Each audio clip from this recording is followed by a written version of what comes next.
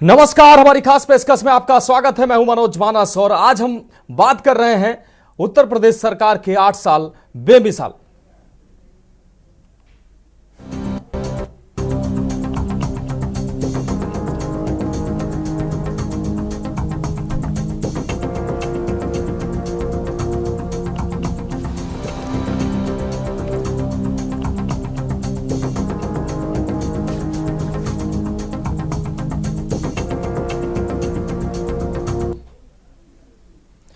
तो 8 साल बेमिसाल। उत्तर प्रदेश सरकार में सीएम योगी आदित्यनाथ की अगुवाई में भारतीय जनता पार्टी की सत्ता के 8 साल पूरे होने पर राजधानी लखनऊ में प्रेस वार्ता का आयोजन हुआ। सेवा, सुरक्षा और सुशासन की नीति के 8 साल पूरे होने के अवसर पर इस कार्यक्रम में सीएम योगी ने सरकार की उपलब्धियां बताई। उन्होंने रिपोर्ट कार्ड जारी करते हुए प्रदेश की जनता को धन्यवाद दिया।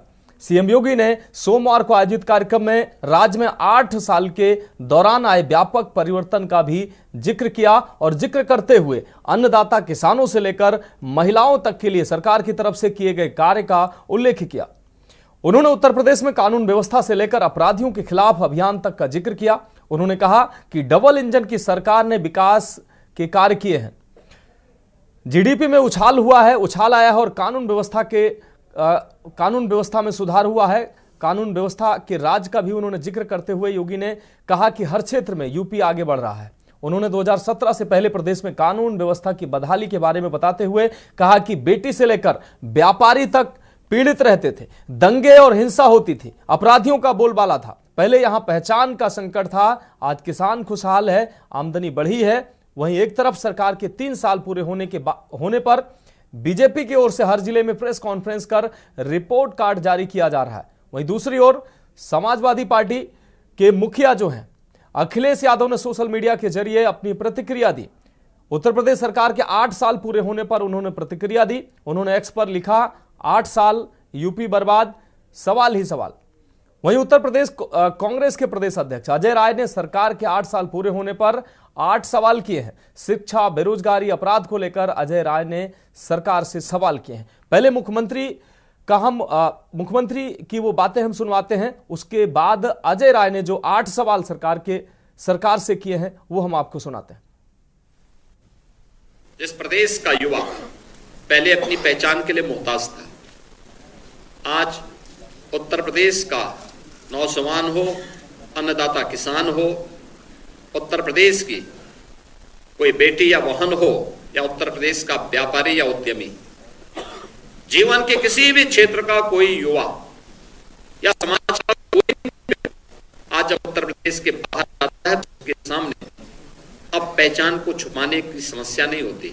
आज वो बड़े गर्व के साथ अपने आप को उत्तर प्रदेश वासी कह सकता है और नए भारत का, नया उत्तर प्रदेश किस रूप में अपनी युवा शक्ति के बल पर आगे बढ़ रहा है, यह हम इसी से अंदाजा लगा सकते हैं कि 2016-17 में जिस उत्तर प्रदेश की बेरोजगारी दर 19% से अधिक थी, आज वह घट करके मात्र 3% रह गई है। किसी के सेक्टर में किए गए परिवर्तन हो या फिर एमएसएमई सेक्टर में, सूक्ष्म लघु मध्यम उद्यम के क्षेत्र में, या अपने हस्तशिल्पी और कारीगरों के उन्नयन के माध्यम से, उनके स्किल डेवलपमेंट के माध्यम से, उत्तर प्रदेश पहला राज्य था जिसने ओडीओपी की स्कीम चलाई, 1 डिस्ट्रिक्ट 1 प्रोडक्ट के माध्यम से परंपरागत उद्यम को प्रोत्साहित करने का काम किया। इसने उत्तर प्रदेश के एक्सपोर्ट को 86,000 करोड़ रुपए से बढ़ा करके 2 लाख करोड़ रुपए से अधिक बढ़ाने का काम किया है और उत्तर प्रदेश भी एक एक्सपोर्ट स्टेट के रूप में स्थापित हो सकता है। उत्तर प्रदेश लाख से अधिक भर्तियां, सरकारी नौकरियां उत्तर प्रदेश के युवाओं को दी है। एमएसएमई सेक्टर में 2 करोड़ से अधिक युवा इनके साथ यहां पे या तो नौकरी या स्वतः रोजगार के साथ जुड़ा है और साथ साथ निवेश की जो व्यापक संभावनाएं उत्तर प्रदेश के अंदर बनी है, इनमें उत्तर प्रदेश बड़े पैमाने पे उत्तर प्रदेश के युवाओं को इसके साथ जोड़ने का काम किया है।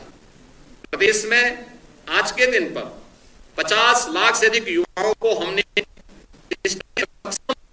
प्राप्त की है, जिसे टैबलेट और स्मार्टफोन देकर के उन्हें इस दिशा में आगे बढ़ाने का काम किया है। तो आज उत्तर प्रदेश के अंदर हम देख सकते हैं कि सबसे बड़ा एमएसएमई का base 96 lakh MSME unit UP के पास है। अपने हस्तशिल्पी और कारीगरों के लिए विश्वकर्मा श्रम सम्मान की जैसी स्कीम आज उत्तर प्रदेश चला रहा है, जिसमें लाखों ऐसे हस्तशिल्पी और कारीगरों के स्किल डेवलपमेंट के लिए उन्हें फ्री में टूल किट उपलब्ध कराने, सस्ते में लोन उपलब्ध करवाने की कार्रवाई को आगे बढ़ाने का काम किया है। योगी सरकार के शासन के 8 साल प्रदेश बदहाल, जनता बेहाल। हम पूछते हैं 8 सवाल। मेरा पहला सवाल, योगी जी क्यों है प्रदेश के युवाओं का भविष्य अंधकार में? दूसरा सवाल, मुख्यमंत्री जी बताएं कि इनके शासनकाल में किसान और मजदूर क्यों है बदहाल? तीसरा सवाल, भ्रष्टाचार मुक्त प्रदेश का दावा करने वाली योगी जी यह बताएं कि उत्तर प्रदेश भ्रष्टाचार युक्त कैसे हो गया है? चौथा सवाल, मुख्यमंत्री जी योगी आदित्यनाथ जी पूरे प्रदेश की तरफ से यह सवाल है कि क्यों इस प्रदेश में सामाजिक सद्भाव बिगाड़ने का एक राज्य प्रायोजित अभियान चलाया जा रहा है? पहला है हमारा सवाल, उसमें विस्तार से पर्चा लीक सरकार, लोक सेवा आयोग की निरंकुशता, सालों से नई शिक्षक भर्ती नहीं, निजी क्षेत्र में भी नए निवेश न होने के कारण युवाओं के लिए नौकरियां नहीं, इंटरनेशनल लेबर ऑर्गेनाइजेशन के अनुसार उत्तर प्रदेश सबसे अधिक बेरोजगार युवा हैं यहाँ पर। दूसरा कि ये मुख्यमंत्री जी बताएं कि इनके शासन में किसान मजदूर बदहाल क्यों है? 7 दिसंबर 2024 से नरेगा मजदूरों की 100 करोड़ से अधिक की मजदूरी बकाया है। अभी ये होली निकल गई, रमजान का पवित्र महीना चल रहा, ईद आने वाला है, और ये मजदूर कैसे अपनी होली मनाएंगे, कैसे अपनी होली मनाए और कैसे आगे ईद मनाएंगे? योगी जी ये जरूर बताइए इस प्रदेश के गरीब मजदूरों को, आम लोगों को जो परेशान है। यह बात मजदूरी समझ नहीं मिलती और मजदूर भुखमरी के कगार में पहुंच जाते। किसानों की आय दुगनी नहीं हुई मगर उनकी लागत जरूर बढ़ गई, जिसकी वजह से किसान कमा रहे थे, अब जनता भी नहीं कमा पा रही। अक्टूबर 2024 में डीएपी की कालाबाजारी हुई और बाजार से अधिक पैसे देने पर डीएपी नहीं मिल रहा है। फ्री बिजली माफ की योजना इतने अगर लगे हुए थे तो अभी किसान की बिजली कहीं भी माफ नहीं हुई। गन्ना समर्थन मूल्य पिछले 8 सालों में मात्र 3 बार बढ़ाव हुआ, कुल 55 रुपए, जबकि महंगाई कहां से कहां पहुंच गई। तो उत्तर प्रदेश सरकार के 8 साल पूरे हुए हैं और उत्तर प्रदेश सरकार जिले जिले कार्यक्रम आयोजित कर रही है और अपने सरकार की उपलब्धियां जनता तक पहुंचा रही है। और कार्यकर्ता और जो मंत्री हैं, जो विधायक हैं, वो लोगों के बीच जा रहे हैं और सरकार की उपलब्धियों को गिना रहे हैं। वहीं अगर विपक्ष की बात करें तो विपक्ष साफ तौर पर इन 8 सालों को लेकर तंज कसता नजर आता है। अखिलेश यादव ने साफ तौर पर लिखा कि 8 साल यूपी बर्बाद और सवाल ही सवाल। अजय राय ने सरकार से 8 सवाल किए हैं। उन 8 सवालों में युवाओं की बेरोजगारी का मुद्दा उन्होंने उठाया, किसान मजदूरों की बदहाली का मुद्दा उन्होंने उठाया, भ्रष्टाचार के जो दावे किए जाते हैं उस पर उन्होंने सवाल किया है। इसके अलावा तमाम ऐसे सवाल उनके द्वारा किया गया, सामाजिक सद्भावना की बात उनके द्वारा की गई है। नंद किशोर गुर्जर जो भारतीय जनता पार्टी के विधायक हैं, उनके द्वारा जो पिछले कुछ समय से बयानबाजी की जा रही थी उसको लेकर भी अजय राय ने साफ तौर पर तंज कसा है। उन्होंने कहा कि अपने विधायक को पूरे कपड़े कब पहनाएगी सरकार। तो ऐसे ये तमाम सवालों के माध्यम से सरकार को विपक्ष ने घेरने का भी प्रयास किया है। वहीं सरकार जो है इन 8 साल की उपलब्धियों को जनता के बीच ले जा रही है और इन 8 सालों को बेमिसाल बता रही है सरकार। और इस पर चर्चा के लिए हमारे साथ कई मेहमान जुड़ चुके हैं। Captain I Singh Bhadauria BJP प्रवक्ता हमारे साथ जुड़ने वाले हैं, हैदर अली सपा नेता हमारे साथ जुड़ेंगे, अनिल शर्मा जी हमारे साथ कांग्रेस नेता जुड़ चुके हैं, अमिताभ कुमार वरिष्ठ पत्रकार हमारे साथ जुड़ चुके हैं, वहीं सुब्रत त्रिपाठी जी पूर्व डीजीपी भी हमारे साथ जुड़ने वाले हैं। अनिल शर्मा जी आपके पास आते हैं। अनिल शर्मा जी, जिस तरीके से सरकार के 8 साल पूरे हुए हैं और इन 8 सालों के जो कार्यकाल को सरकार अपना स्वर्णिम काल बता रही है, इन स्वर्णिम और जिले जिले जाकर कार्यकर्ताओं के माध्यम से नेता कार्यकर्ता और जो विधायक सांसद हैं वो जिले जिले जाकर के सरकार की उपलब्धियां गिना रहे हैं और इन 8 सालों में यूपी का काया पलट हुआ है, ऐसा सरकार के लोग, ऐसा भाजपा के लोग कह रहे हैं। क्या आपको विकास नजर नहीं आ रहा है? अनिल शर्मा जी।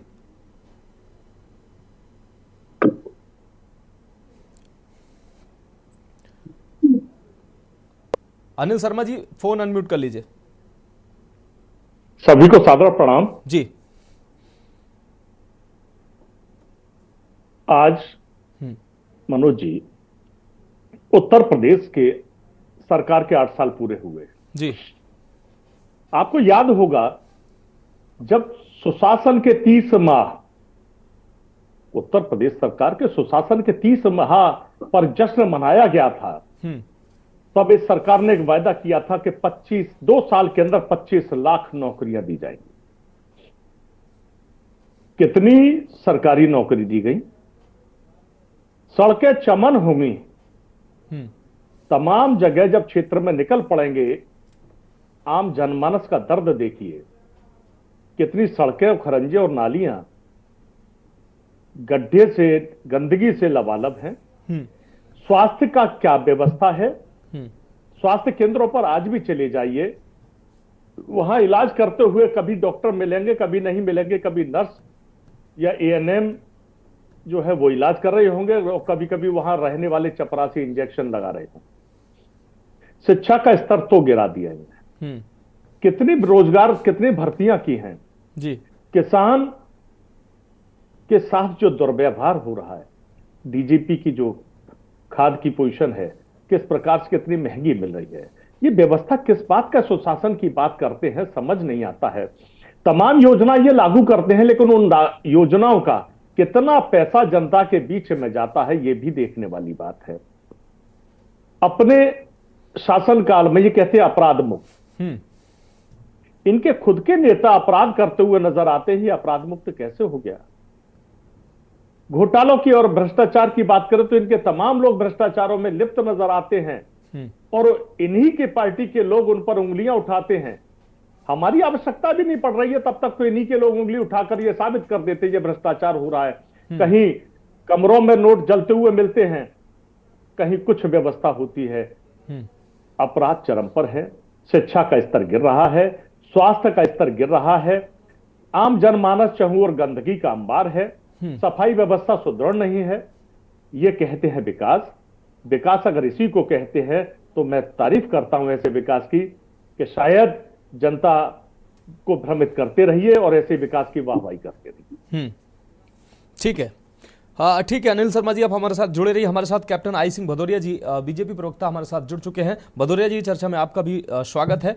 भदौरिया जी, उत्तर प्रदेश सरकार 8 साल पूरे कर चुकी है और इन 8 सालों को स्वर्णिम काल, भारतीय जनता पार्टी और सरकार के लोग इन 8 सालों को स्वर्णिम काल बता रहे हैं और चहुं और विकास ही विकास हुआ है, लेकिन विपक्षी दलों को विकास दिख नहीं रहा है।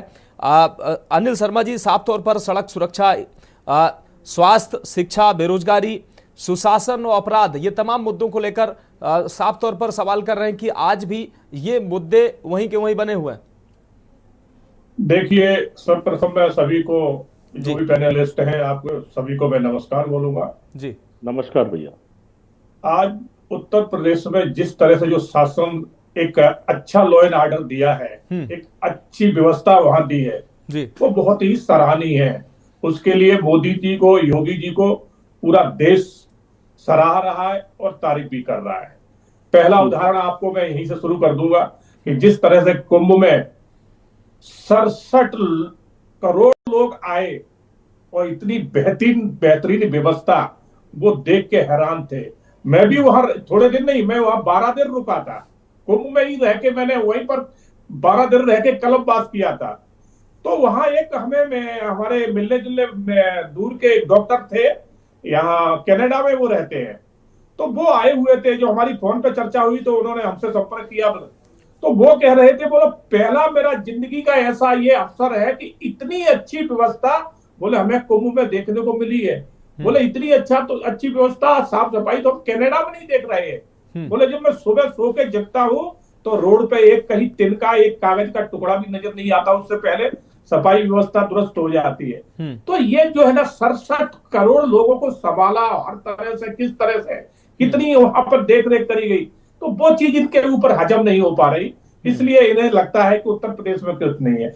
अब मैं बताना चाहूंगा कि उत्तर प्रदेश में लॉ एंड ऑर्डर आज आप देखिए कि अपराधी अपराध तो कर देता है, और अपराध करने वाले भी कौन है?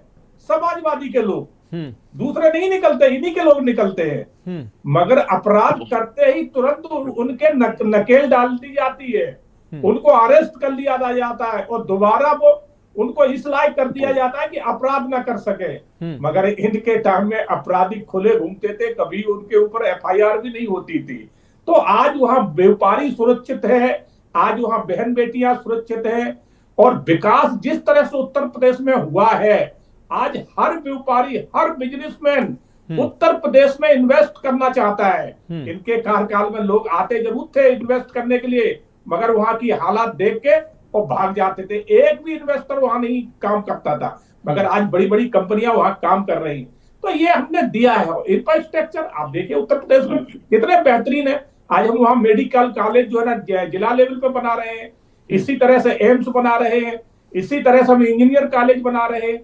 तो ये सब चीजें ये देख के परेशान है कि इतना अच्छा इन्होंने कर कैसे लिया, क्योंकि हमारे यहाँ एक इच्छा शक्ति है, हमारे यहाँ एक काम करने की सोच है, एक विजन है, वो इनके अंदर नहीं है। इनके अंदर यहाँ एक ही विजन होता है कि समाजवादी पार्टी का कैसे विकास किया जाए, अखिलेश परिवार का कैसे विकास किया जाए। टिकट मिलेगी तो सिर्फ यादव परिवार को मिलेगी, जैसे लोकसभा में 5 टिकट इन्होंने यादवों को दिए, अपने परिवार को ही दिए, कहते हैं कि यादव हमारे हैं। ठीक है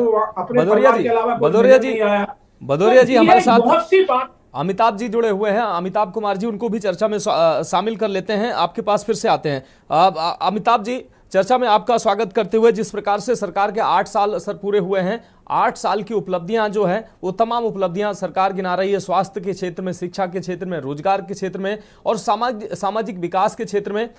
गरीबों को आवास दिया जा रहा है, आयुष्मान योजना का लाभ दिया जा रहा है, तमाम ऐसी योजनाएं हैं धरातल पर उतारी गई हैं। सरकार इन योजनाओं के माध्यम से इस जो 8 साल के कार्यकाल को स्वर्णिम काल बता रही है। रोजगार की अगर बात करें तो तमाम कंपनियां, तमाम देसी विदेशी कंपनियां इन्वेस्ट कर रही हैं उत्तर प्रदेश में। तो सरकार इस काल को, इस कार्यकाल को स्वर्णिम काल जरूर कह रही है, लेकिन विपक्ष साफ तौर पर निशाना साध रहा है कि जो मुद्दे थे वो मुद्दे आज भी वैसे ही बने हुए हैं। ये बात ठीक है जी। योगी सरकार आने के बाद जो है यहाँ की परिस्थितियां बहुत तेजी से बदली हैं जी।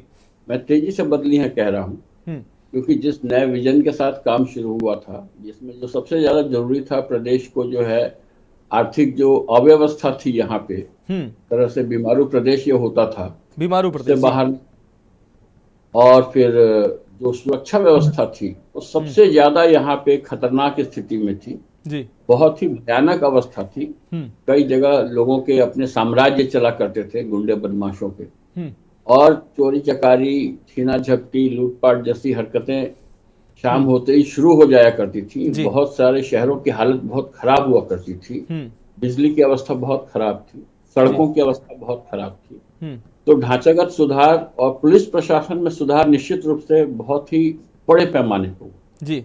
और इस बात को तो नोटिस कर रहे हैं, इसको लेकर के तो खुद विपक्षी दल जो है काफी भिड़े रहते थे कि भाई जो जिन अपराधियों को मारा जा रहा था या जिस ढंग से उनके ऊपर कार्रवाइयां हो रही थी, तो विपक्षी दल परेशान हो जा रहे थे। पता नहीं कहीं कुछ रिश्ता विश्ता होता है तो वो परेशान हो जाते हैं। तो ये तो खुद ही उनके खिलाफ थे कि भाई इस ढंग के कार्रवाई ना करे। तो इससे वो पता चलता है कि कार्रवाई हो रही है।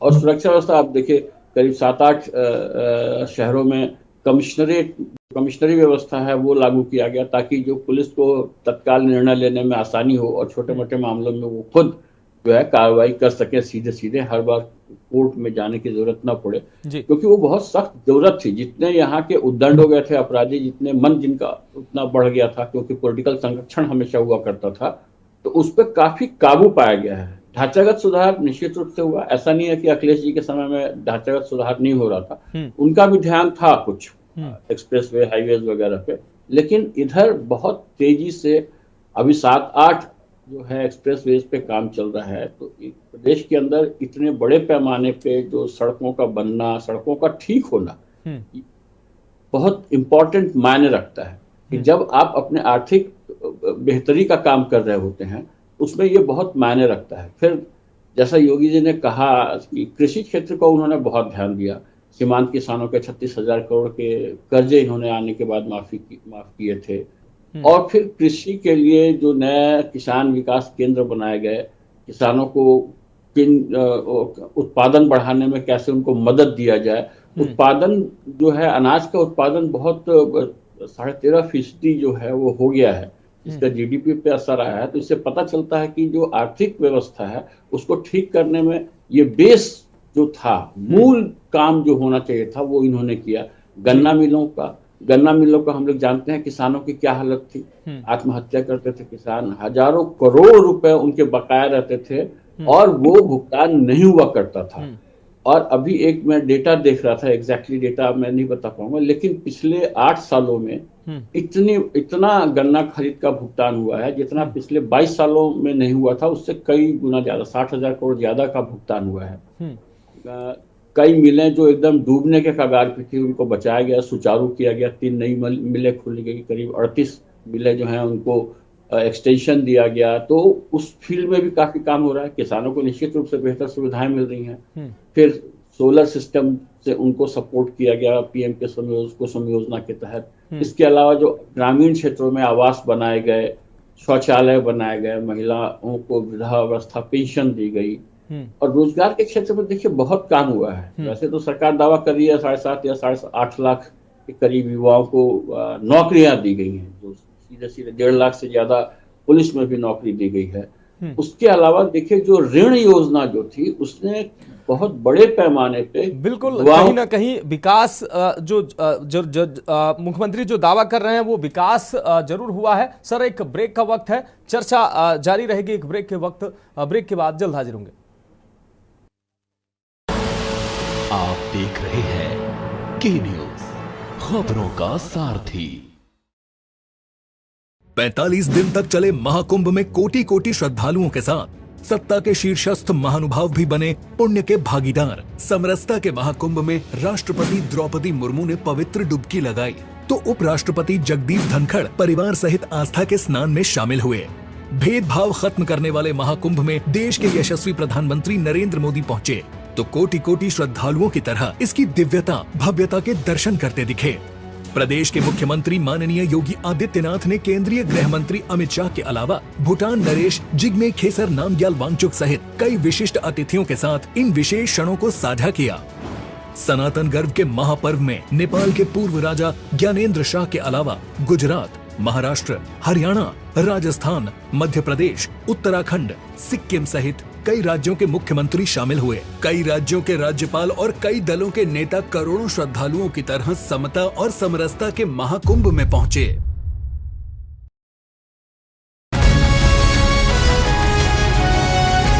महक सिल्वर पान मसाला, वाह महक सिल्वर, मेरा दिल पर।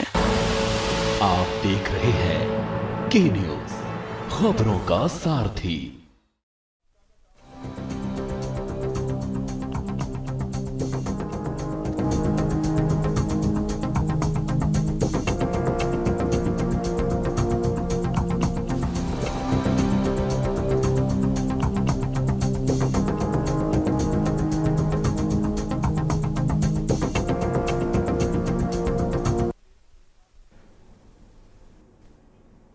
तो ब्रेक के बाद हमारी खास पेशकश में एक बार फिर से आपका स्वागत है। हम बात कर रहे हैं 8 साल बेमिसाल और सीधे चर्चा पे आते हैं। अनिल शर्मा जी एक बार फिर से हम आपके पास आते हैं। अनिल शर्मा जी, कैप्टन भदौरिया जिक्र कर रहे हैं जिस विकास की, वो तो पार्टी के नेता हैं, भारतीय जनता पार्टी का प्रतिनिधित्व करते हैं, इसलिए वो बात करेंगे ही पार्टी की। लेकिन जैसा कि अभी वरिष्ठ पत्रकार अमिताभ जी ने बात कही, उन्होंने कहा कि बीमारू प्रदेश उत्तर प्रदेश हुआ करता था, उस श्रेणी से यह प्रदेश बाहर निकला है। कानून व्यवस्था की उन्होंने बात की, उसमें उन्होंने कहा कि शाम होते ही छिनैती की घटनाएं, चोरी की घटनाएं शुरू हो जाती थी, अब वो घटनाएं नहीं होती हैं। यानी कि प्रदेश ने कहीं ना कहीं अपराधियों पर अंकुश लगा है और इस तरीके के जो अपराध होते थे उसमें प्रदेश की रैंकिंग में भी सुधार हुआ है और प्रदेश में सुधार हुआ है। दूसरी चीज, पुलिस तंत्र में उन्होंने कहा कि अमूलचूल परिवर्तन हुए हैं।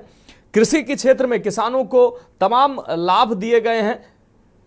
सोलर अभी किसानों को सोलर पंप उपलब्ध कराए जा रहे हैं, किसान विकास केंद्र बनाए गए हैं, तमाम ऐसी चीजें किसानों के लिए भी की गई हैं, रोजगार के लिए तमाम काम किया गया है। क्या विपक्ष को ये काम नहीं दिखाई देते हैं या विपक्ष सिर्फ विरोध करने के लिए होता है? मनोज जी, देखिए, भाजपा प्रवक्ता का तो लगता है कि भाजपा प्रवक्ता होने के नाते गुणगान अपनी सरकार का करना चाहिए जी, ठीक है, लेकिन मेरे परम आदरणीय बड़े भाई जो एक विश्लेषक भी है और हम मार्गदर्शक भी हैं हम लोगों के, मैं उन पर कटाक्ष तो नहीं करना चाहूंगा, लेकिन एक प्रश्न खड़ा होता है कि बहुत सारी योजनाओं के बखान उन्होंने जो भाजपा प्रवक्ता को करना चाहिए हमारे आदरणीय बड़े भाई ने किए, लेकिन कुछ खामियां भी सरकार में रही। क्या उन खामियों को उजागर करना जरूरी नहीं है?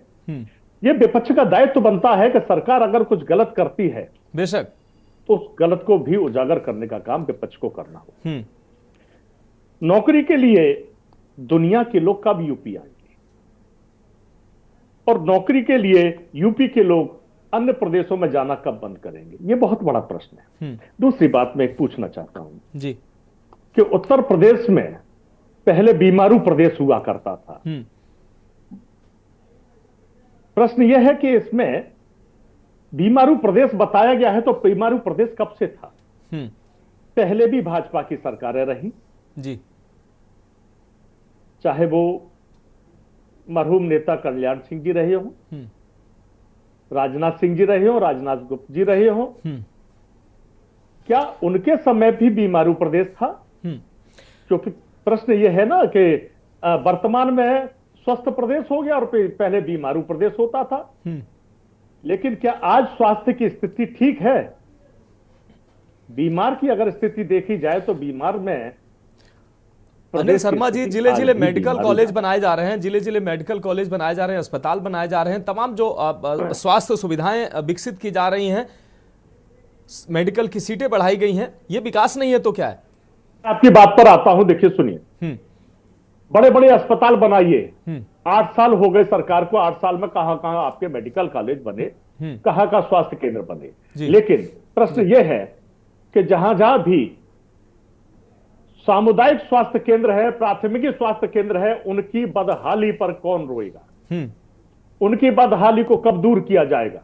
क्योंकि जब ग्रामीण अंचल में आप आगरा जनपद के अंदर या इटावा जनपद के अंदर या फिरोजाबाद में कहीं भी जनपद स्तर पर एक स्वास्थ्य केंद्र खोल दीजिए, लेकिन जब 70 किलोमीटर दूर पर बैठा हुआ व्यक्ति वहां प्राथमिक स्वास्थ्य केंद्र पर जाएगा तो उसके स्वास्थ्य के लिए इलाज की आवश्यकता उस केंद्र पर होगी, ना कि सीधा दौड़ा हुआ चंद घंटों में वहां पहुंचेगा। ठीक है, तो उन स्वास्थ्य केंद्रों पर इलाज करने वाला कौन है? यह भी प्रश्न है जी। शिक्षा का स्तर अगर सुधार की बात करते तो शिक्षा के स्तर में सुधार की, क्या इसी को सुधार कहते हैं कि टीचरों को पढ़ाने ना दिया जाए और उस वक्त में एक ट्रेंड टीचर को जो एमए बीए बीएड करने के बाद, बीटीसी करने के बाद और उसके बाद स्पेशल बीटीसी करने के बाद, कई ट्रेनिंग लेने के बाद जब वो शिक्षक भर्ती होता है, जिसमें अब तो टीजीटी और आईजीटी कई योग्यता देखने के बाद उसको टीचर बनाया जाता है, लेकिन उस पर शासन कौन कर रहा है? एक एनजीओ चलाने वाले व्यक्ति, जहां इंटर और ग्रेजुएट बच्चे वो उन एनजीओ को में टीचिंग का काम कर रहे हैं, वो ऑनलाइन ट्रेनिंग देते हैं। ठीक है, तो ये तो वो हो गया ना, एक कहावत कही जाए जी कि एक पढ़े लिखे पर एक थम्सअप टाइप का व्यक्ति राज करे, और फिर जब जिस समय विद्यालय चलाने का समय हो उस समय पर यह ट्रेनिंगों का क्या काम है? ट्रेनिंग के लिए स्पेशल व्यवस्था पहले भी ऑफलाइन। ठीक है अनिल शर्मा जी, ठीक है अनिल शर्मा जी, आपकी बात आ गई। हमारे साथ हैदर अली जी, सपा नेता जुड़ चुके हैं। हैदर अली जी, चर्चा में आपका भी बहुत स्वागत है। हैदर अली जी, भारतीय जनता पार्टी शासित उत्तर प्रदेश सरकार के 8 साल पूरे हो रहे हैं। 8 साल, इन 8 सालों में प्रदेश ने काफी क्षेत्रों में प्रगति की है और सरकार का दावा है, भारतीय जनता पार्टी का दावा है कि ये जो समय गुजरा है ये स्वर्णिम काल है। हर क्षेत्र में प्रदेश ने विकास किया है, चाहे शिक्षा हो, स्वास्थ्य हो, रोजगार का क्षेत्र हो, तमाम क्षेत्रों में जो ये 8 साल का कार्यकाल रहा है, बीमारू प्रदेश जो हुआ करता था उत्तर प्रदेश, उससे निकलकर अब प्रदेश जो है वो विकास के पथ पर बढ़ रहा है। प्रदेश हर क्षेत्र में विकास हुआ है, लेकिन विपक्ष को विकास नहीं दिखाई दे रहा है। सपा प्रमुख ने ट्वीट कर आज कहा है कि 8 साल यूपी बर्बाद, और सवाल ही सवाल, आप क्या कहेंगे?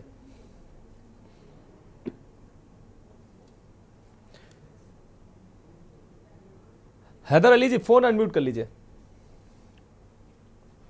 किस तरीके से आवाज आ रही मेरी अब? जी जी बिल्कुल। किस तरीके से लखनऊ में हत्याएं हो रही हैं, ऑटो रिक्शा वाला बलात्कार करता है, भले ही उसको बाद में एनकाउंटर कर दिया गया हो। आप देखिए पेपर लीक हो रहे हैं लगातार, कितने अस्पताल बने हैं इस 8 साल में। आप ये बताइए, बरेली का मैं जहां से रहने वाला हूं, वहां पे 300 बेड का मल्टी स्पेशलिटी हॉस्पिटल बनाया था समाजवादी सरकार ने। आज तक ये उसको प्रॉपर तरीके से शुरू नहीं कर पाए हैं, वहां पे स्टाफ नहीं दे पाए हैं। उसी मल्टी स्पेशलिटी हॉस्पिटल ने कोरोना काल में एक बहुत बड़ा रोल अपनाया कि वहां पे पेशेंट कम से कम बिस्तर तो उन्हें मिल गए, एडमिट हो गए, लेकिन उनके लिए स्टाफ की वहां पे कोई भी व्यवस्था ना तब थी ना आज है। आज भी वो जो करोड़ों से अस्पताल समाजवादी सरकार ने जनता को दिया था, वो जनता तक नहीं पहुंच पाया। जिस चीज को अभी बता रहे हैं कि उत्तर प्रदेश में प्राइमरी बच्चे बढ़ गए हैं, वहां के छात्र छात्राएं, तो मैं बता दूं 21,000 प्राइमरी विद्यालय उत्तर प्रदेश सरकार बंद करने जा रही है।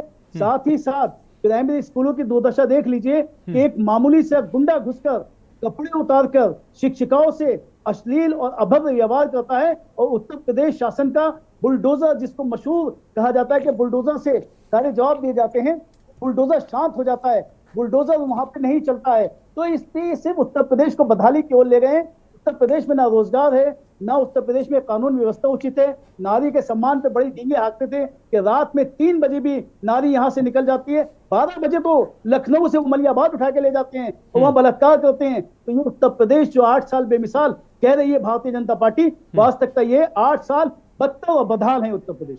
ठीक है हैदर अली जी, जवाब ले लेते हैं। कैप्टन आई सिंह भदौरिया जी आपके पास आ रहे हैं। भदौरिया जी, जैसा कि हैदर अली जी ने कहा, कई मुद्दों पर उन्होंने बात की, कानून व्यवस्था पर उन्होंने बात की, बेरोजगारी पर उन्होंने बात की, उनकी बातों के जवाब दे दीजिए आप। इसके अलावा जो अजय राय जी ने कुछ महत्वपूर्ण सवाल किए हैं, 8 सवाल उत्तर प्रदेश सरकार से किए हैं, उन 8 सवालों में कई चीजें महत्वपूर्ण हैं। आपके जो विधायक हैं, आपके विधायक हैं नंदकिशोर गुर्जर, उनके द्वारा जो बातें कही गई उनका भी उन्होंने जिक्र किया है। प्रदेश में कानून व्यवस्था का उन्होंने भी जिक्र किया है, बेरोजगारी का उन्होंने भी जिक्र किया है। आप कह रहे हैं तमाम कंपनियां आ रही हैं प्रदेश में, लोगों को, युवाओं को रोजगार मिल रहा है, लेकिन समाजवादी पार्टी तो कह रही है कहीं कुछ नहीं हो रहा है। उनको ये विकास क्यों नहीं दिख रहा है? कांग्रेस को ये विकास क्यों नहीं दिख रहा है? कि मैं आपका ध्यान आकृष्ट करूंगा जी कि जहां से अखिलेश जी आते हैं, मैं भी वहीं से हूं, और उनका गांव सैपई है, उसके बगल में मेरी ननिहाल है, बिल्कुल वहां से 2 किलोमीटर लगी हुई। तो मैं वहां से बहुत अच्छी तरह वाकिफ हूं। 2016-17 से पहले जो अखिलेश का सैपई है उसमें तो लाइट रहती थी भरपूर, क्योंकि वहां पर नेताजी रहते हैं। मगर उसके बगल में सराउंडिंग में जितने भी 10, 15, 20 किलोमीटर के क्षेत्र में लोग थे, उनके यहाँ लाइट के खंबे भी नहीं थे। लाइट तो बहुत दूर की बात है, लाइट के खंबे भी नहीं गड़े थे, क्योंकि मेरे वहां ज्यादा से ज्यादा रिलेशन है, इसलिए मैं वहां से वाकिफ हूँ।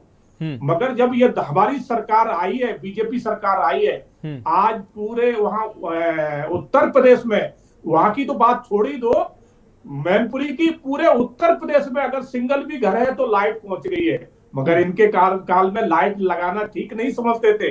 सिर्फ लाइट होगी तो सैपई में होगी, बाकी कहीं नहीं होगी। और मैं एक बहुत अच्छी बात आपको बताना चाहूंगा, इटावा एक बहुत पुराना जिला है और बहुत पुराना पहले समय तो बहुत अच्छा हुआ करता था, खूब विकास भी हुआ करते। मगर जब से समाजवादी मुखिया नेता बनने लगे, इटावा का विकास बिल्कुल रुक गया। सारा विकास कहां गया? एक गांव में स्टूडियो बन गया, गांव में मेडिकल कॉलेज बन गया, गांव मतलब ऐसी कोई सरकारी सुविधा नहीं थी जो सैपई गांव में ना ले गए हो। मगर इटावा में कुछ नहीं कराया। तो इनकी सोच सिर्फ परिवार तक की थी, पूरे प्रदेश के लिए नहीं थी। और ये बात कर रहे हैं लॉ एंड ऑर्डर, अरे लॉ एंड ऑर्डर सबने देखा है कि अतीक अहमद कौन था, मुश्ताक अली कौन थे, किसके थे? ये सब समाजवादी के गुंडे थे पाले हुए। जब ये शहर में निकलते थे बड़े बड़े काफिलों के साथ हथियार लेके, तो इन्हीं की पुलिस उनके साथ उनकी प्रोटेक्शन करती थी। हमारे आज शासनकाल में वो कहाँ है गुंडे? ठीक है, पहुंचा दिए अपने ठिकाने। ठीक है भदौरिया जी, भदौरिया जी आपको रोकना चाहेंगे। हमारे साथ सुब्रत त्रिपाठी जी पूर्व डीजीपी हैं, उनसे हम जान लेते हैं कि पहले की कानून व्यवस्था बेहतर थी कि अब की कानून व्यवस्था बेहतर है। उनसे सवाल ले लेते हैं। फोन लाइन से हमारे साथ जुड़ चुके हैं सुब्रत त्रिपाठी सर, चर्चा में आपका स्वागत है। सुब्रत त्रिपाठी जी, जिस तरीके से उत्तर प्रदेश सरकार ने मुख्यमंत्री योगी आदित्यनाथ की अगुवाई में 8 साल पूरे किए हैं और इन 8 साल को बेमिसाल कह रही है सरकार, स्वर्णिम काल कह रही है, क्योंकि तमाम क्षेत्रों में विकास हुआ है।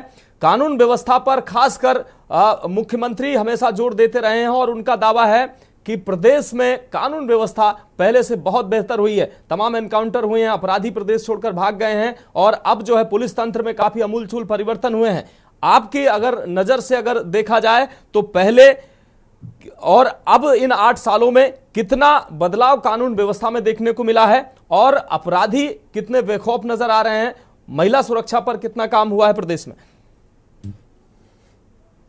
मैं जा रहा हूँ, जरा इसको धैर्य से सुनिएगा। सारे श्रोताओं से अपील है जी, क्योंकि ये पार्टी लाइन पर होकर मैं एक बात कर रहा हूँ कि जब जब बड़े अपराधियों पर अंकुश लगाने की गंभीर कोशिश की गई है जी, तब तक छुटभइये अपराधी जो हैं वे बेलगाम रहते हैं जी। बड़े अपराधी जिनको माफिया कहते हैं, बड़े अपराधी जिनको माफिया यानी कुछ गैंगस्टर कुछ भी कर सकते हैं, वे सारी अपनी बुराइयों के बावजूद जी छोटे अपराधियों पर एक अंकुश लगाते हैं ताकि वे भी बढ़ करके कल उनके बराबर के अपराधी न हो जाए। इस पर वे रोक टोक लगाते हैं।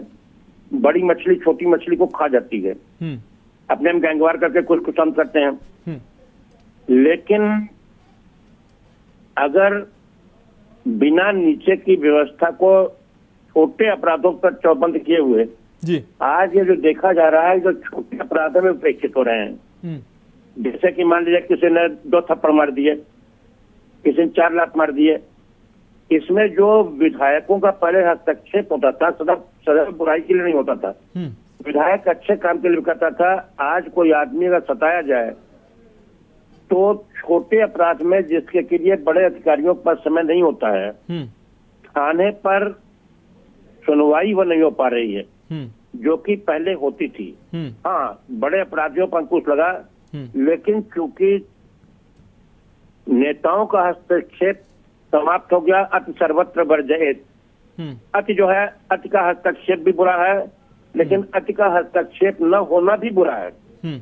आखिर अगर नेता किस काम के लिए है, अगर कोई थाने में कोई पीट दिया गया, पाट दिया गया, तो जो कानून व्यवस्था में जो छोटे मामलों पर बड़े मामलों पर इतना अधिक ध्यान दे दिया गया कि छोटे मामलों को उपेक्षित कर दिया गया, और इसीलिए जनता में जो फुटकर क्राइम बढ़ रहा है, ये इसलिए बढ़ रहा है कि कौन आदमी कहाँ टेम्पो खड़ा करेगा, उसका सत्यापन कैसे होगा, वहाँ कौन देखेगा। छोटे कामों पर उतना ध्यान लोगों का बिल्कुल बंद करके एक तरफा बड़े कामों पर डाल दिया गया। ये एक अच्छी चीज तो हुई, लेकिन जैसे ऑपरेशन के बाद सेफ्टी लोशन से उसकी धुलाई ना हो, कायदे से ड्रेसिंग ना हो, तो वह मवाद आने लगता है। अभी जो कांड जो हुए हैं यहाँ पर या अन्य जगह जो हो रहे हैं छोटे मोटे कांड, अब एक छोटे ही कांड बढ़ करके एक माफिया की जगह जैसे रक्त बीज, एक रक्त बीज से 100 रक्त बीज होते थे, एक माफिया की जगह 100 मिनी माफिया हो जा रहे हैं। ये लोग, बड़ा माफिया चाहता था कोई ऐसा कांड ना हो कि उसकी ओर विशेष ध्यान आकर्षित हो। ये छोटे अपराधी हैं, ये किसी की औकात नहीं जानते हैं, ये दम भर में गोली चला देते हैं। इन पर अंकुश लगाने के लिए अधिकारियों को सचेत करना पड़ेगा, सतर्क करना पड़ेगा, जो शायद उस मात्रा में नहीं है जिसमें अपेक्षित है। अन्य क्षेत्रों में भी, शिक्षा में, स्वास्थ्य में, मैं केवल एक लाइन का प्रश्न पूछ गया, मिलूंगा बहुत बड़े बड़े लोग यहाँ मंच पर बैठे हैं डैश पर। मैं जानना चाहता हूँ कि अभी जब मैं नौकरी चालू किया तो मैं देखता था कि सरकारी अस्पतालों में लगभग अधिकांश मंत्री दवा कराते थे, अधिकांश IAS IPS सरकारी अस्पतालों में दवा कराते थे। GIC वगैरह में एडमिशन के लिए सिफारिशें करनी पड़ती थी। सरकारी कॉलेजों में बड़े बड़े अफसरों के, मैं GIC इलाहाबाद का पढ़ा हूँ, हमारे साथ हाई कोर्ट के जज के, IAS के, IPS के बच्चे पढ़ते थे। आज आखिर शिक्षा व्यवस्था, एक सरकार की मैं आलोचना कर रहा हूँ, न किसी को कर रहा हूँ, डे बाई डे इतनी डाउन होती जा रही है कि आज किसी सरकारी विद्यालय में प्राइमरी से लेके डिग्री कॉलेज तक देख लीजिए, किसी भी सरकारी विद्यालय में प्राइमरी स्कूल बढ़ गए कहते खोलने का मतलब क्या है? चाहे समाजवादी सरकार ने खोले, चाहे भाजपा सरकार ने खोले, अगर उसमें राष्ट्रीय भी अपने बच्चे को किसी प्राइमरी स्कूल में पढ़ाना नहीं चाहता। मैं IPS अफसर 21 साल में हुआ, अब मैं प्राइमरी स्कूल का पढ़ा हुआ हूँ देहात के। हमारे साथ के ब्रिजलाल जी वगैरह जो राज्यसभा MP वगैरह हैं, IPS हुए, ये प्राइमरी स्कूल के पढ़े हुए हैं। आधे लोग, एक जो देहाती यूनिवर्सिटी कही जाती थी, ऑक्सफोर्ड ऑफ द ईस्ट होने के बावजूद भी सबसे कम बजट में पढ़ के लड़के इलाहाबाद यूनिवर्सिटी कंपटीशन निकलते थे, आज दिल्ली हावी हो गई है। आखिर क्या वजह है कि जो सरकारी विश्वविद्यालय थे, जो सरकारी इंटर कॉलेज थे, प्राइमरी स्कूल थे, इनमें आज एक चपरासी भी सरकारी इंटर कॉलेज में अपने बच्चे को नहीं पढ़ा सकता, सरकारी प्राइमरी स्कूल में नहीं पढ़ा सकता। इसी तरह स्वास्थ्य में जो जगह जगह इतने नर्सिंग होम खुल गए हैं, एक आदमी भाग के अभी कोई बीमार होता है किसी अस्पताल में जाता है, अभी अच्छी खाता मुझे याद है कि लोग जुगाड़ लगा के किसी को घर बुलाते थे या किसी के यहाँ जाते थे, सरकारी डॉक्टर से इलाज कराते थे। बिल्कुल, पहले की अगर सर व्यवस्था, सुब्रत त्रिपाठी सर, पहले की अगर देखा जाए, शिक्षा के अगर क्षेत्र में देखा जाए, पहले के जो लोग जो प्राइमरी स्कूलों से निकले हुए आज बड़े बड़े उन्होंने पदों को सुशोभित किया है, लेकिन ये बड़ा सवाल है कि आज जो है कोई भी व्यक्ति अपने बच्चों को, खास व्यक्ति छोड़ दीजिए, आम आदमी जो गरीब आदमी है वो भी प्राइमरी स्कूल में अपने बच्चों को नहीं पढ़ाना चाह रहा है। अगर व्यवस्था सब सुदृढ़ है तो कहीं ना कहीं ये बड़े सवाल हैं। वरिष्ठ पत्रकार हमारे साथ जुड़े हुए हैं। अमिताभ सर, आपके पास एक बार फिर से आएंगे। अमिताभ सर, पूर्व DGP सुब्रत त्रिपाठी जी ने कई महत्वपूर्ण सवाल उन्होंने कहा कि बड़े अपराधों पर तो कहीं ना कहीं अंकुश लगा है, लेकिन निचले स्तर के अपराध जो हैं वो अभी कम नहीं हुए हैं, तमाम घटनाएं घटित हो रही हैं। और विद्यालय की उन्होंने शिक्षा की बात की कि पहले प्राइमरी के निकले हुए सुब्रत त्रिपाठी जी खुद वो प्राइमरी से पढ़े हुए हैं, DGP ब्रिजलाल जी यहीं से पढ़े हुए हैं प्राइमरी से, तमाम ऐसी महान विभूतियां जो हुई हैं। लेकिन आज प्राइमरी स्कूल की ये स्थिति है कि वहां कोई अपने बच्चों को पढ़ाना नहीं चाह रहा। सर, बात ठीक है, लेकिन परिस्थितियां जो थी उस समय, कितने प्राइवेट स्कूल होते थे और कितने सरकारी स्कूल होते थे। प्राइवेट स्कूल की संख्या बहुत कम हुआ करती थी, लोगों की क्षमता भी नहीं होती थी जी, उनके पास पैसे इतने नहीं हुआ करते थे, अस्पताल भी नहीं हुआ करते थे जो आज नजर आते हैं। मेरी खाली वहां पे एक आपत्ति है, सुब्रत जी ने जैसा बताया, सुब्रत जी बता रहे हैं कि बड़े अपराधियों के रहने से छोटे अपराधियों पर नियंत्रण रहता था। ये दरअसल फिरंगी पुलिसिया तरीका था जिसमें वो हमें तो गुलाम समझते थे। वो इसी तरीके से बड़े अपराधी और छोटे अपराधी, उनके लिए तो जो मारा जाए वो अच्छा, उस ढंग से, उस तरीके से यहाँ पे पॉलिसिंग हुआ करती थी। आज भी अगर उसी ढंग से पॉलिसिंग की एक्सपेक्टेशंस है, मेरा क्राइम रिपोर्टिंग में काफी अच्छा अनुभव रहा है। अखबार में मेरा स्पेशलाइजेशन था, मैंने वर्षों तक क्राइम रिपोर्टिंग की हुई है। उस लिहाज से अगर आप देखेंगे प्रॉपर ढंग से पॉलिसिंग जो है, उस दिशा में हमें आगे बढ़ने की जरूरत है। ये जो बड़े अपराधी हैं सबसे ज्यादा यही प्रश्रय देते हैं छोटे अपराधियों को, क्योंकि कुछ समय के बाद जब ये बड़े अपराधी हो जाते हैं तो ये खुद को ही बचाते हैं और छोटे अपराधियों के माध्यम से अपराध कराते हैं, खुद सीधे संलग्न नहीं होते। तो अगर पॉलिसिंग इस ढंग से होती रही है तो निश्चित रूप से बहुत बुरा रहा है, क्योंकि पॉलिसिंग में तो मैंने ये भी देखा हुआ है कि जो अपराधियों को सूत्र जो बनाते थे, मेरा उस पर भी विरोध हुआ करता था कि अपराधियों से अपराधियों की तलाश करने का जो तरीका रहा है हमारे यहाँ, वो बहुत ही घातक हुआ करता था। इससे क्या होता था कि पुलिस और अपराधी के बीच एक अलग किस्म का संबंध बन जाता था और पुलिस कहीं ना कहीं उस अपराधी को बचाते रहती थी जो उनके सूत्र हुआ करते थे, और कहीं ना कहीं लाभ की स्थिति में चली जाती थी। बहुत जगह तो हमने पाया कि पुलिस अपराध तक में शामिल हो गई बहुत से जगहों पे। तो इन सब चीजों पे बहुत अलग ढंग से, अलग नजरिए से चलने की जरूरत है। और कहीं ना कहीं मुझे लगता है कि योगी सरकार उस नजरिए से चल रही है कि अपराधियों के खिलाफ कार्रवाई हो। ठीक है सर। वैसे मैं बात को लेकर के बहुत ही मतलब दुखी हूं, आप कह सकते हैं, कि भ्रष्टाचार के मसले पे कहीं ना कहीं योगी सरकार बुरी तरह से असफल है। कहीं भी भ्रष्ट अधिकारियों बाबुओं पे काबू पारा नहीं जा सका है, बल्कि वो बढ़ रहा है। ठीक है सर, जवाब ले लेते हैं सर जवाब ले लेते हैं, जवाब ले लेते हैं सर। भदौरिया जी आपके पास आते हैं। भदौरिया जी, साफ तौर पर वरिष्ठ पत्रकार हमारे साथ अमिताभ सर जुड़े हुए, उन्होंने भी कहा कि भ्रष्टाचार पर कहीं ना कहीं सरकार फेल होती नजर आ रही है। तमाम काम सरकार ने किए हैं, उसके लिए सरकार का काम ही होता है काम करना, और सरकार उसके लिए बधाई का पात्र है। जन जन तक योजनाओं का लाभ सरकार पहुंचा रही है, वो ठीक है। भ्रष्टाचार पर कार्रवाई जिस तरीके से हो रही है वो पर्याप्त नहीं है। अभिषेक प्रकाश का जो मामला है पूरे प्रदेश में सुर्खियां बटोरता नजर आए। इस लेवल के अधिकारी जब भ्रष्टाचार में लिप्त होंगे तो भ्रष्टाचार पर अंकुश कहां लग पाएगा, यही अजय राजी ने सवाल किया है। देखिए, ये सत्य है कि जिस तरह से कानून व्यवस्था और आपराधिक प्रक्रिया जो है, जो धीरे धीरे उत्तर प्रदेश के कम हुए हैं। एक समय हमने उत्तर प्रदेश का वो भी देखा था कि वहां इतनी अलग अलग गैंगे हुआ करती थी, इतने अलग अलग दस्यु हुआ करते थे। चंबल के और जमुना के जंगल में इतने सारे दस्यु हुआ करते थे जिनका साम्राज्य होता था, और उनको सबको संरक्षण मुलायम सिंह जी के हुआ करता था। आज कहाँ चले गए वो? आज चंबल और जमुना के जितने जंगल हैं आज खाली पड़े हैं।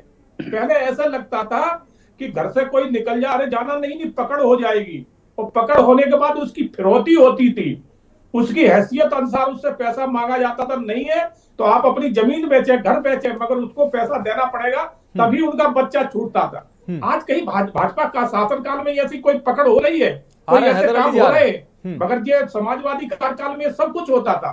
तो ये कहना गलत होगा।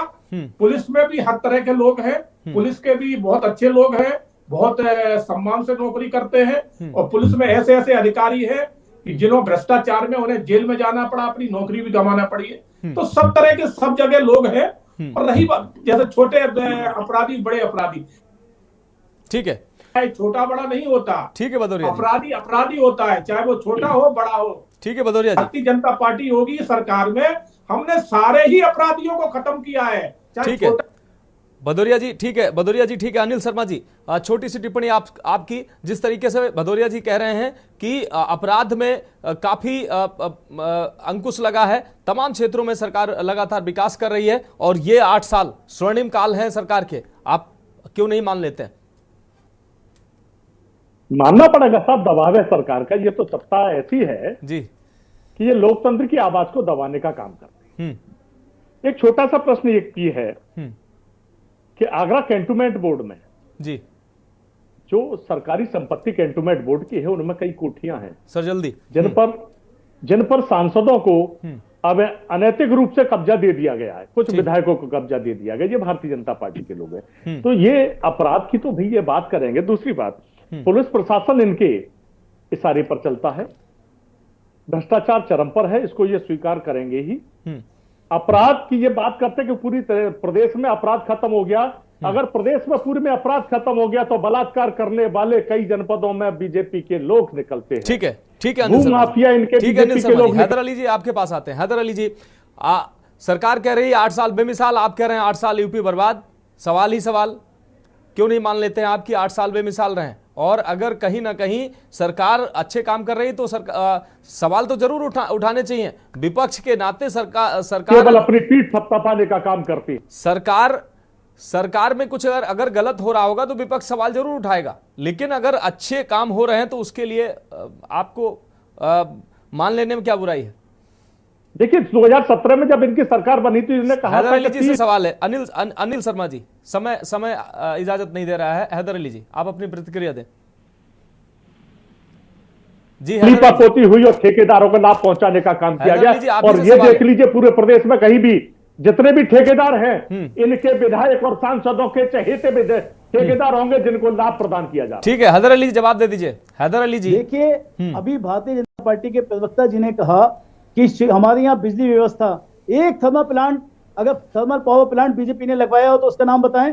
शिक्षा व्यवस्था इन्होंने इतनी बिल्कुल दूरदर्शित कर दी है। जो गरीब बच्चों को शिक्षा के लिए ड्रेस दिया जाता था, तो उस ड्रेस की व्यवस्था बिल्कुल खराब कर दी गई। अपराध और भ्रष्टाचार के लिए इनके खुद के विधायक अभी 2 दिन पहले ही आप लोगों के सामने बैठे हुए रो रहे थे कपड़े फटे हुए कि भ्रष्टाचार चरम पर है, अधिकारी प्रशासन बिल्कुल उनको छूट मिली हुई है। वो गरीब जनता के साथ क्या हाल करते होंगे अगर इनके विधायक के साथ ही ये हाल है। कल विधायक जी से जवाब कल विधायक जी से जवाब मांगा गया कि भाई बुराई क्यों कर रहे हैं आप?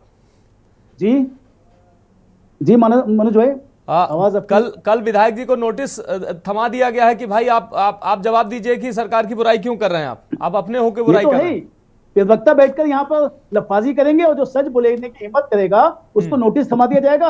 अगर नोटिस का जवाब नहीं देंगे वो फिर भी सत्य पे डटे रहे तो कुछ दिन बाद वो भी जेल में होंगे, और जेल में जाने के बाद भी बात नहीं। निश्चित रूप से सवाल है, निश्चित रूप से सवाल है। जब अपने ही विधायक जब सरकार पर सवाल करने लगेंगे तो फिर विपक्ष क्यों सवाल नहीं करेगा? ठीक है, पूर्व डीजीपी सुब्रत जी हमारे साथ जुड़े हुए हैं। सुब्रत जी, जिस प्रकार से समाजवादी पार्टी जिस बड़े मुद्दे पर सत्ता से बाहर हुई थी, अपराध, और जिस तरीके से तमाम संगठित अपराध और छोटे और बड़े अपराध की घटनाओं को लेकर लगातार समाजवादी पार्टी को निशाने पे लिया जा रहा था और इसी मुद्दे पर सरकार सत्ता से बाहर हुई थी, लेकिन अब इन 8 सालों में आपको कितना अपराध मुक्त प्रदेश नजर आ रहा है सर?